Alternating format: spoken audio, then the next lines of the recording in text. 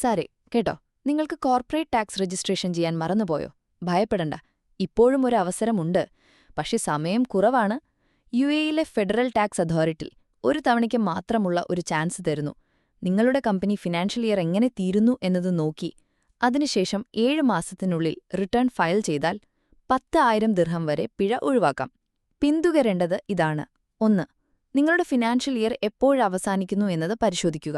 ഉദാഹരണത്തിന്, ഡിസംബർ 31, 2024 എങ്കിൽ നിങ്ങളുടെ ഡെഡ്ലൈൻ ജൂലൈ 31, 2025 ആവും.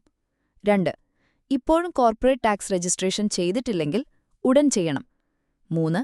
ആ വർഷം അവസാനിച്ചിട്ട് 7 മാസത്തിനുള്ളിൽ ആദ്യ റിട്ടേൺ അല്ലെങ്കിൽ ഡിക്ലറേഷൻ ഫയൽ ചെയ്യണം. 4.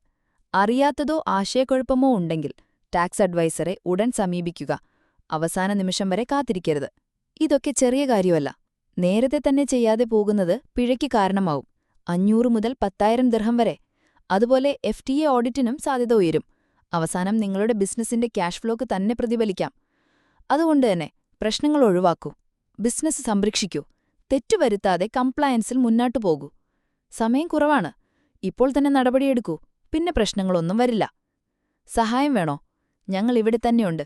ഒരു മെസ്സേജ് മതി.